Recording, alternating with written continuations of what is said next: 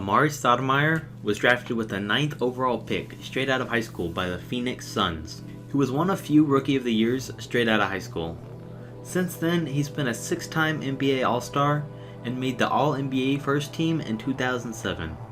He retired from the NBA in 2016, but hasn't been in the spotlight in several years. So where is he now? Amare has a story much more interesting than I first realized, so we'll start from the beginning.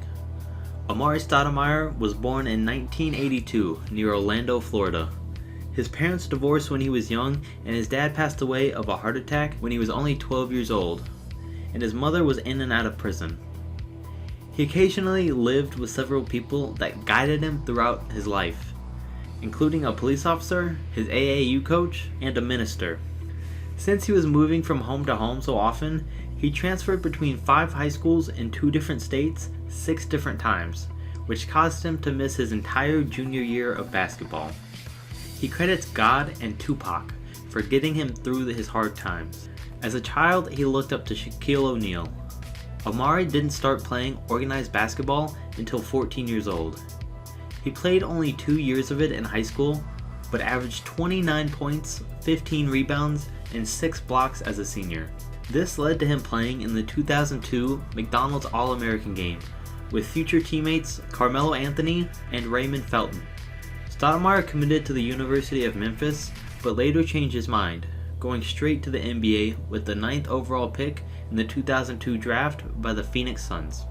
In his rookie season, he averaged an impressive 13 points and 8 rebounds a game. He won the Rookie of the Year award and made it to the playoffs, but were defeated by the eventual champions, the San Antonio Spurs. The next season, his stats increased and he even put up a 10-block game, but his team dropped way down to a 29-53 record. The summer after, he was selected to play for the 2004 Olympic team. You can check out my previous video to find out more about how that went. In the 2004 and 5 season, Amare Stoudemire would have a monster season, thanks to the Phoenix Suns acquiring Steve Nash. The Suns went from a 29-53 record the previous season to now finishing with a 62-20 record. Amare averaged 26 points per game, scoring a career-high 50 in a game against the Trailblazers on January 2, 2005. He was also selected to his first All-Star game. They would make it to the Western Conference Finals, where he would average 37 points per game, but they'd still lose to the San Antonio Spurs once again.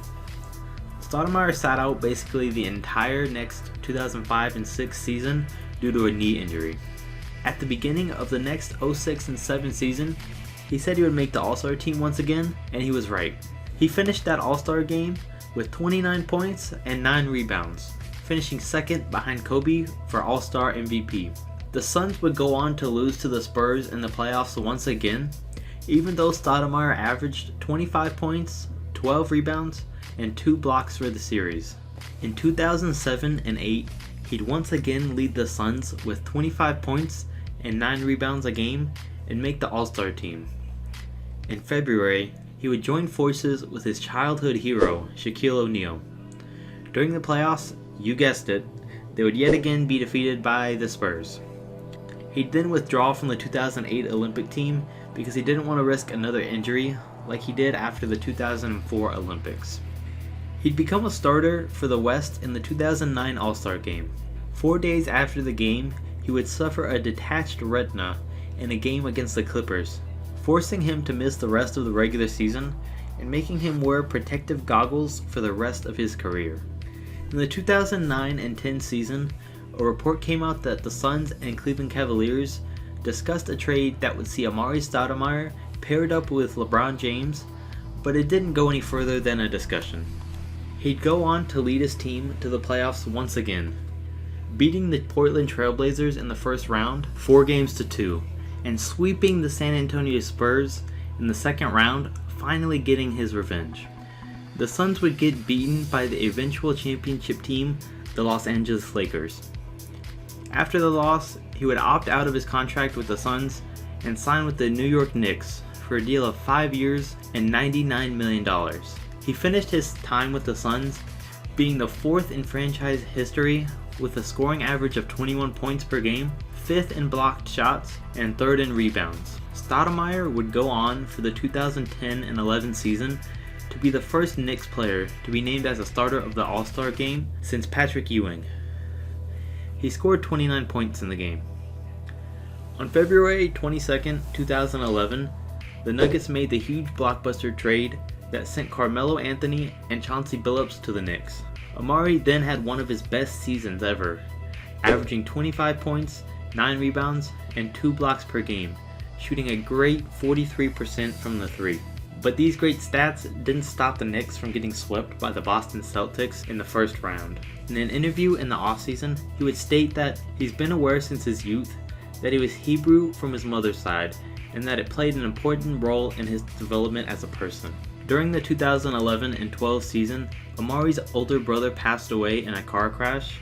The Knicks released Chauncey Billups, and Stoudemire was not voted into the All-Star game for the first time since 2006. He'd only play 47 games during the season, and his averages dropped dramatically as he now averaged 17 points, 7 rebounds, and 1 block per game. They play the LeBron-led Miami Heat in the second round of the playoffs. After a loss, Amar'e punched a fire extinguisher box, and it would require stitches. They would then lose the series 4-1. In the 2012 and 13 season, Amar'e would once again miss nearly an entire season due to knee injuries. He played 29 games as a six-man and averaged 14 points and 5 rebounds. During the season in December, he would marry his longtime girlfriend of 10 years, whom he has 4 kids with. After the season in July of 2013, he would meet with the Israeli president, who tried hard to convince him to join the Israel national basketball team. For the next 2 seasons, Stoudemire's games played and quality of play stayed inconsistent.